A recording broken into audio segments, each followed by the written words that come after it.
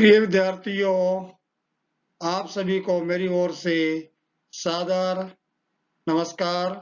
आज की इस कक्षा में आप सभी का हार्दिक एवं आत्मीय स्वागत है। आज हम पढ़ेंगे अध्याय 1 कक्षा 11वीं समुच्चय सेट्स के बारे में। आज हम सबसे पहले गृहकार्य के प्रश्नों को हल करेंगे। उसके उपरांत रिक्त समुच्चय की अवधारणा एवं परिभाषा को समझने का प्रयास करेंगे। फिर प्रश्नावली 1.2 के रिक्त समुच्चय से संबंधित प्रश्नों को हल करेंगे। अब हम चर्चा करेंगे गृहकार्य के प्रश्नों के हल पर।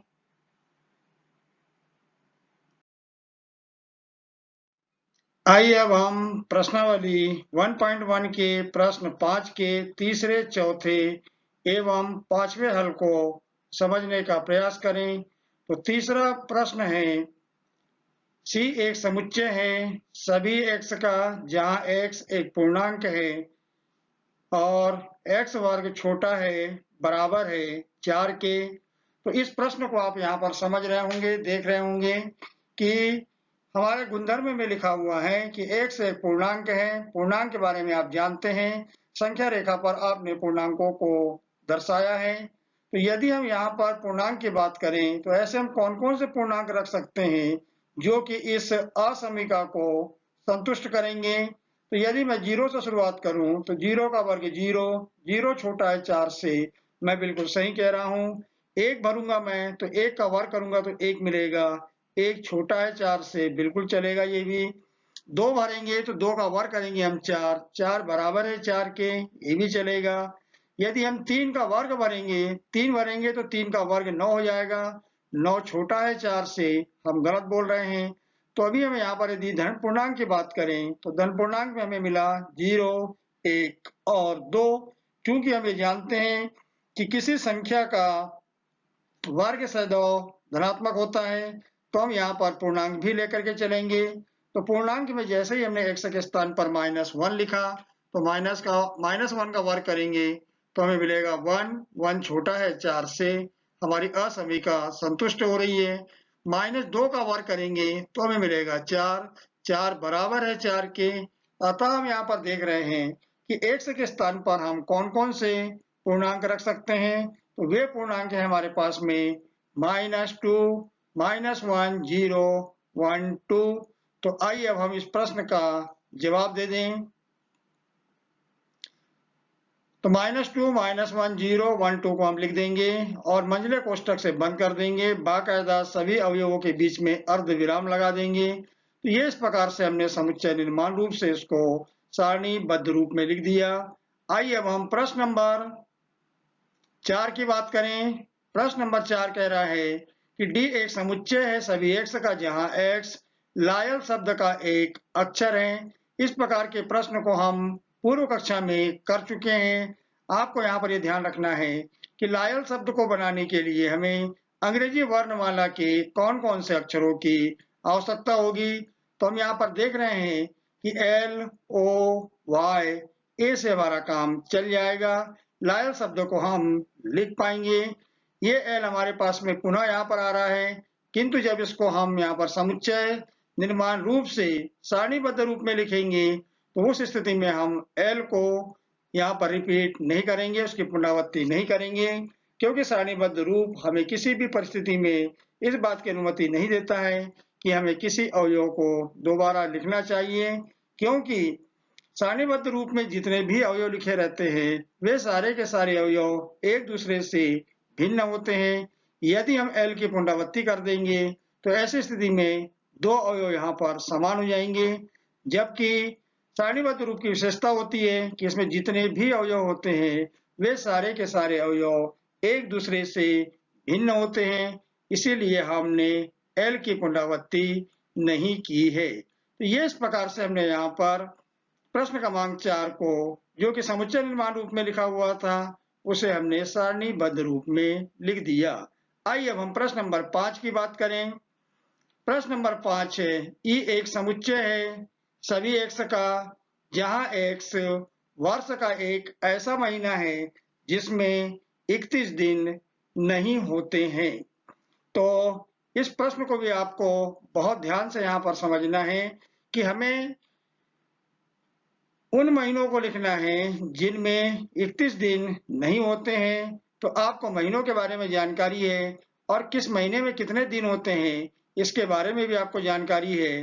तो हम जनवरी, फरवरी, मार्च, अप्रैल, मई, जून, जुलाई, अगस्त, सितंबर, अक्टूबर और नवंबर की हम बात करें। तो आइए, मैंने यहाँ पर आपको एक गतिविधि के माध्यम से इसको समझाने का प्रयास किया है। ये है मेरे पास में महीने, तो ये है मेरे पास में यहाँ पर जनवरी का महीना, ये है फरवरी का महीना, ये है मेरे पास में मार्च, अप्रैल, मई, जून, जुलाई, अगस्त, सितंबर, अक्टूबर, नवंबर और दिसंबर। तो यहाँ पर जो मैं गतिविधि कर रहा हूँ उसमें मैंने इस बात का ध्यान रखा है कि आपको ये जितनी भी नीले बाल दिखाई दे रही है उन सारे महीनों में दिनों की संख्या 31 होती है, और ये हरी गेंद जो आपको दिखाई दे रही है इन सारी हरी गेंदों में महीने में 31 दिन नहीं होते हैं। तो जैसा कि आप जानते हैं कि यदि हम फरवरी की बात करें तो लीप ईयर में फरवरी 29 दिन की होती है और बाकी में 28 दिन की होती है। अप्रैल 30 दिन का होता है, जून भी 30 दिन का होता है, और उसी प्रकार से हम सितंबर की बात करें तो सितंबर भी 30 दिन का होता है और नवंबर भी 30 दिन का होता है। तो अब आप यहाँ पर समझ गए होंगे कि हमें इस प्रश्न में जो कि समुच्चय निर्माण रूप में लिखा हुआ है, इसे यदि हमें सारणीबद्ध रूप में लिखना है तो सारणीबद्ध रूप में लिखने के लिए हम यहाँ पर कौन सी गेंद का उपयोग करेंगे। तो अब आप यहाँ पर समझ गए होंगे कि हमारी नीली गेंदें जो है वो 31 दिन वाले महीनों को दर्शा रही हैं। जनवरी 31 दिन का, मार्च 31 दिन का, मई भी 31 दिन का, जुलाई और अगस्त 31 दिन के, अक्टूबर 31 दिन का और दिसंबर भी हमारा 31 दिन का। यदि हम ये हरी गेंदों की बात करें जिनसे हमने महीनों को दर्शाया है, उन सारे महीनों में जो दिन आएंगे उनमें दिन 31 दिन नहीं होंगे। तो ये इस प्रकार से हमारा आंसर हो जाएगा यहाँ पर कि ई बराबरी से फरवरी, फिर आ जाएगा अप्रैल, अप्रैल के बाद हो जाएगा जून, जून के बाद में आ जाएगा सितंबर और सितंबर के बाद में आ जाएगा नवंबर। इन सारे महीनों को हमने यहाँ पर लिख दिया, अर्ध विराम इनके बीच में लगा दिया और इसको हमने मंझले कोष्ठक से इसको हमने बंद कर दिया। तो ये हो गया हमारे इस प्रश्न नंबर 5 का जवाब, जो कि समुच्चय निर्माण रूप में लिखा हुआ था। उसे हमने यहाँ पर गतिविधि के माध्यम से समझ करके सारणीबद्ध रूप में लिख दिया।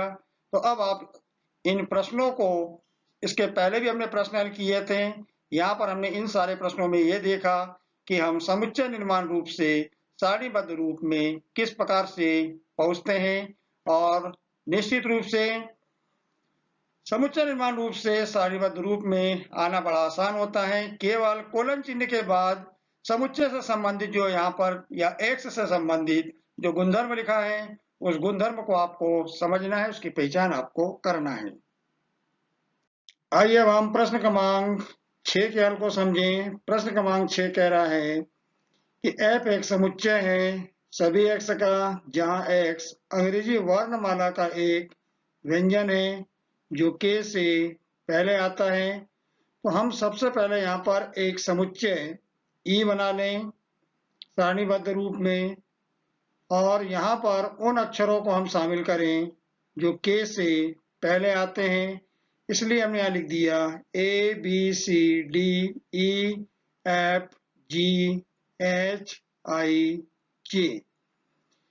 क्योंकि यहाँ पर जो सर्वनिष्ठ गुणधर्म दिया हुआ है उसमें ये कहा गया है कि x अंग्रेजी वर्णमाला का एक व्यंजन है जो के से पहले आता है। तो अभी हमने यहाँ पर जो समुच्चय बनाया है उसमें तो के से पहले आने वाले सारे अक्षरों को हमने प्रदर्शित कर लिया है, नोट कर लिया है, किंतु हमें यहाँ पर वे व्यंजन लेके चलना है जो के से पहले आते हैं। तो हम यहाँ पर देखेंगे कि हमारे पास में ए स्वर है, बी व्यंजन है, सी व्यंजन है, डी हमारे पास व्यंजन है, ई स्वर है, एफ व्यंजन है, जी व्यंजन है, एच व्यंजन है और आई स्वर है, जे व्यंजन है। तो ये यहाँ से हमने इस प्रकार से पहचान कर ली कि ये हमारे कौन कौन से इसमें व्यंजन है और हमें यहाँ से हटाना किसको है, तो ए हट जाएगा, ई हट जाएगा और आई हट जाएगा। इस प्रकार से हमारे आंसर में आ जाएंगे कौन, तो हम यहाँ पर लिख देंगे हल में B, C, D, F, G, H और जी। तो ये इस प्रकार से हमने प्रश्न नंबर 6 जो कि समुच्चय निर्माण रूप में लिखा हुआ था उसके हमने यहाँ पर सारणीबद्ध रूप में लिख दिया।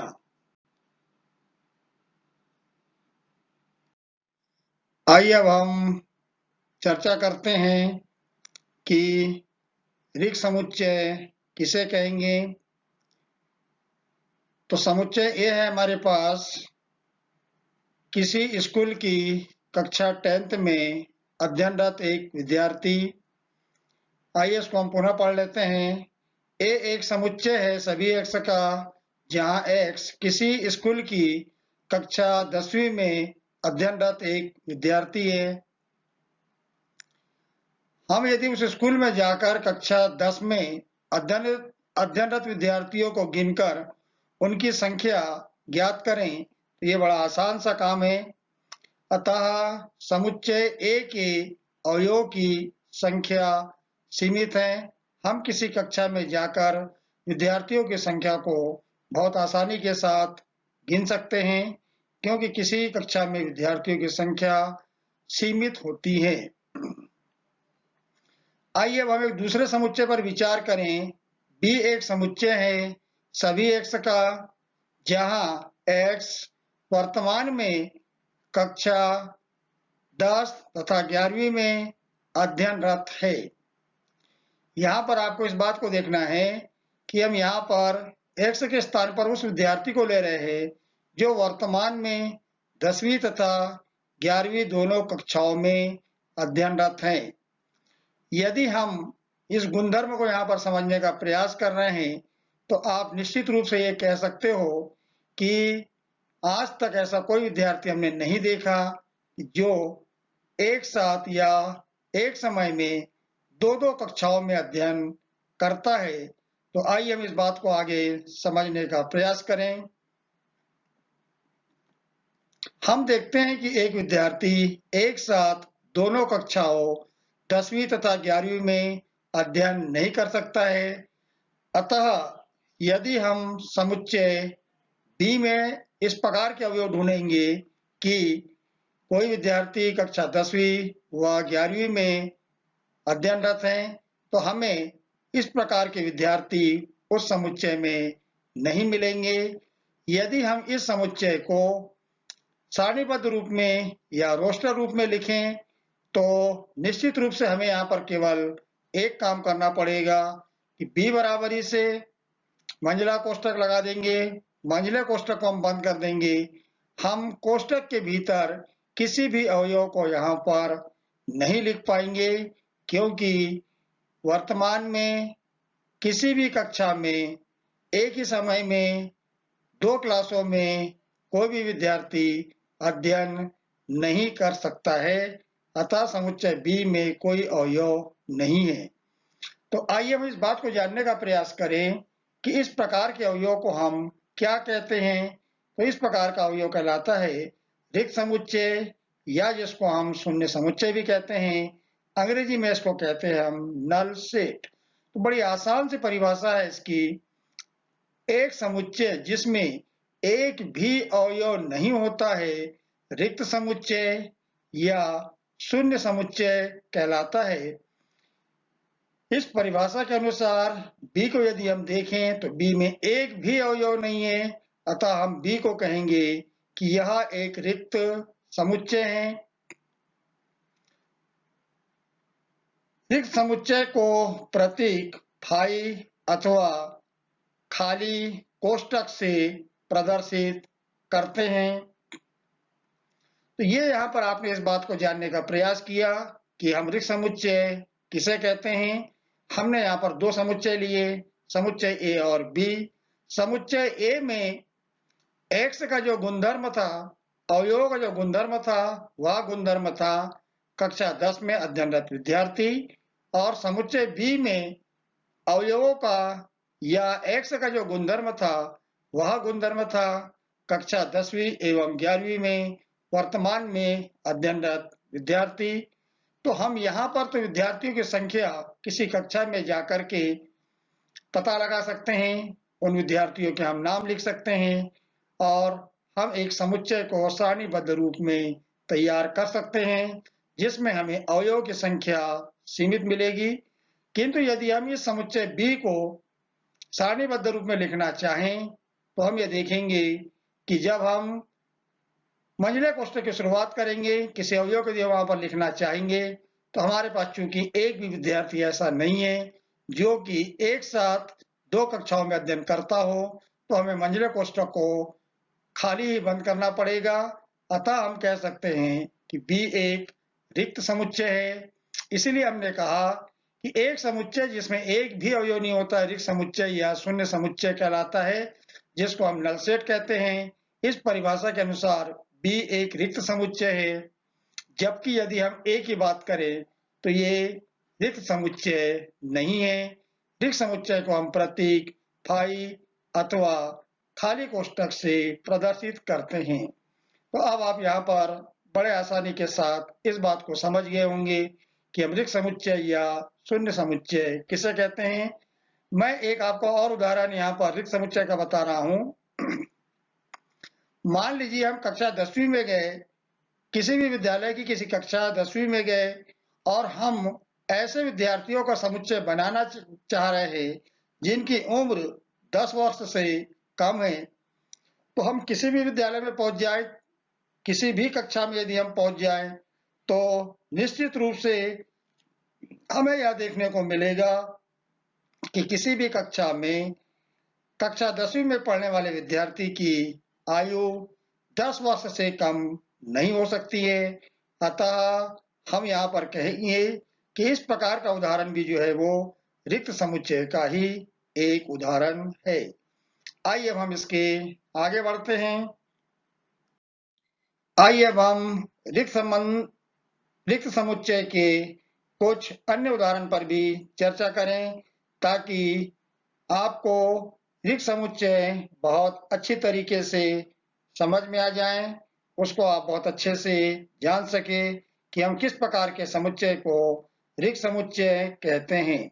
तो उदाहरण में मैं यहाँ पर पहला उदाहरण ले रहा हूँ कि C एक समुच्चय है सभी x का, जहाँ x संख्या 2 से अधिक एक सम अभाज्य संख्या है।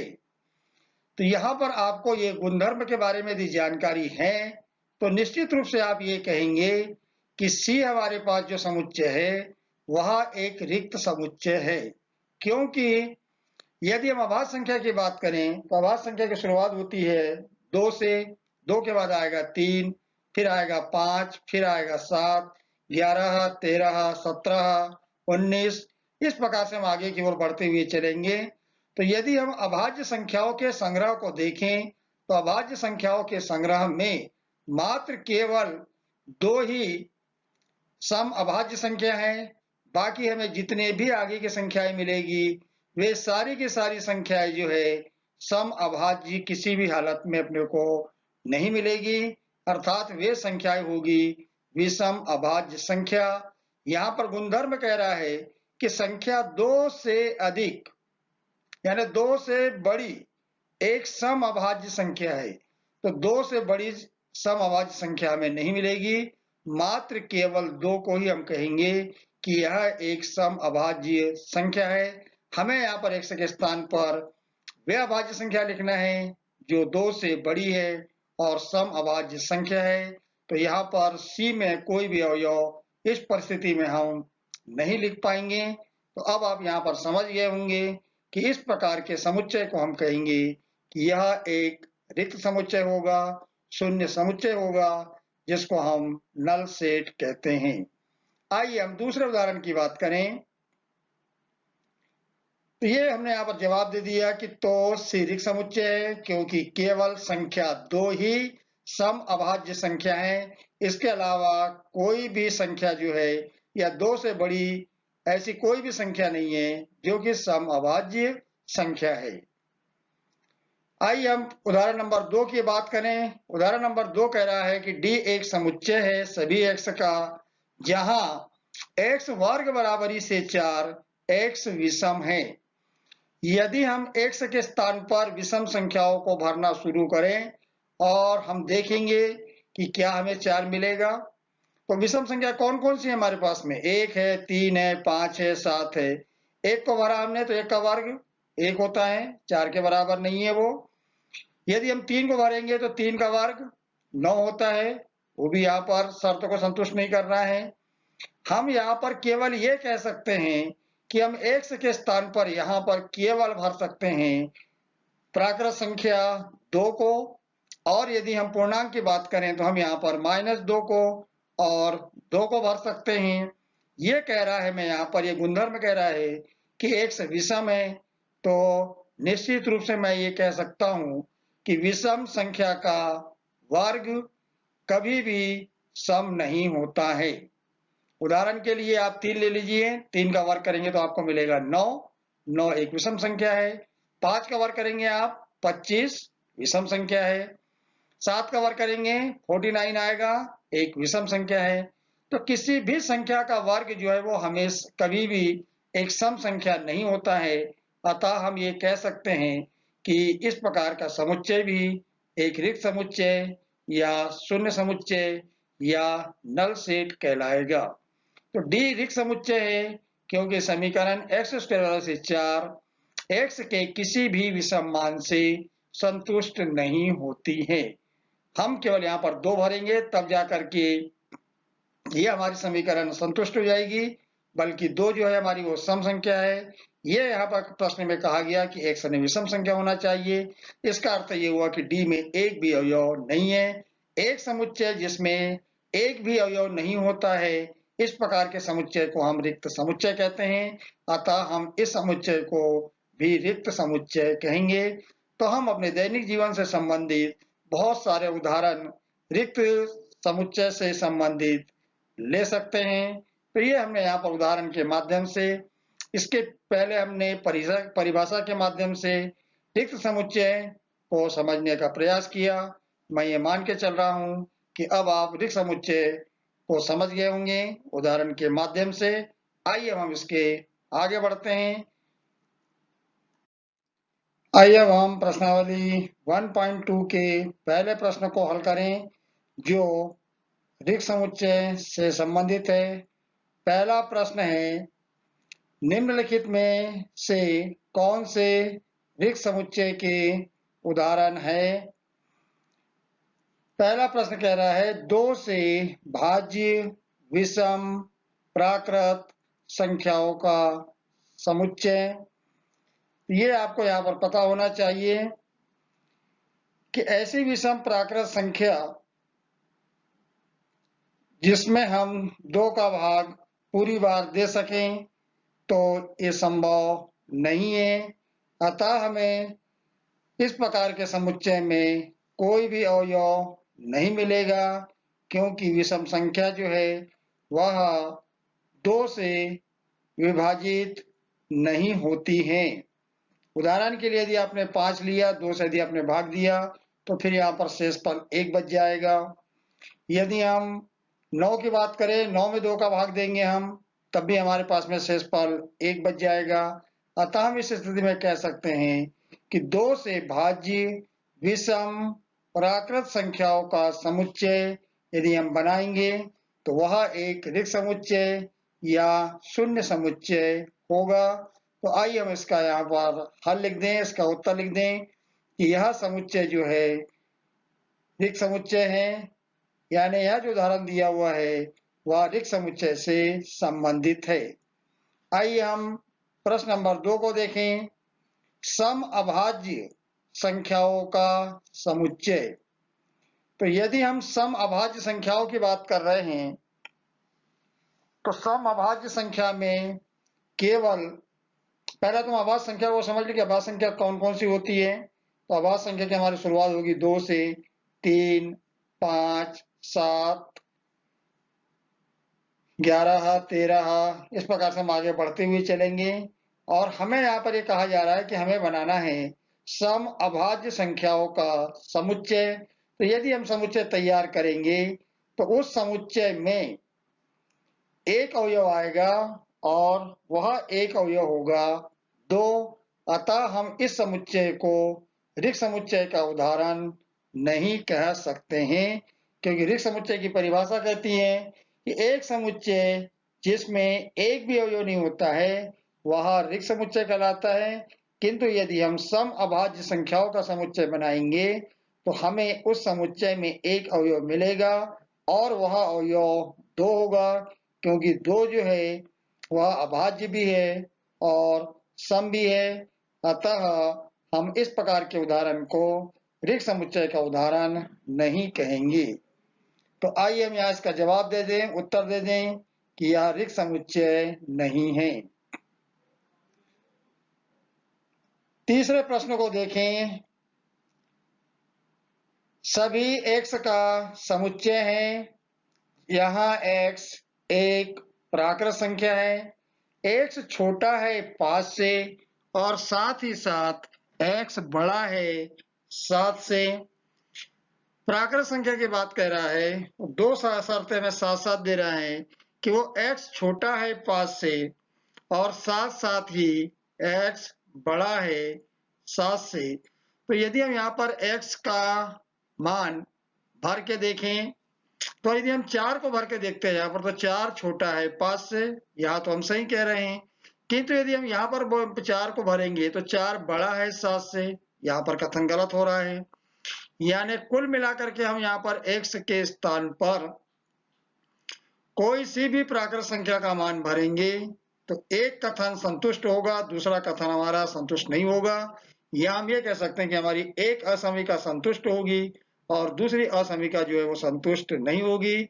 आइए मैं यहाँ पर 11 की बात करूं तो 11 छोटा है 5 से, यहाँ हम गलत बोल रहे हैं, पर 11 बड़ा है 7 से, हम यहाँ पर सही कह रहे हैं। तो यदि हम इस प्रकार के समुच्चय को देखें तो यह भी एक ऋक समुच्चय का उदाहरण है। आइए हम प्रश्न नंबर 4 को देखें।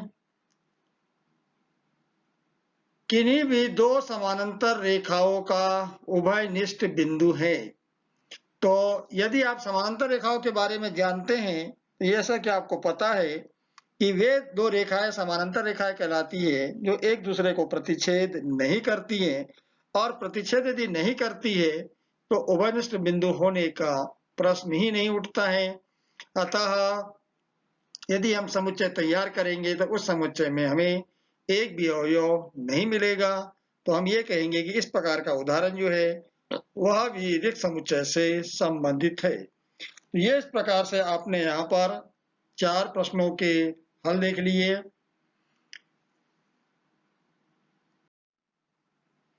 आज की इस कक्षा को मैं यहीं पर समाप्त कर रहा हूँ। आप सभी विद्यार्थियों को धन्यवाद।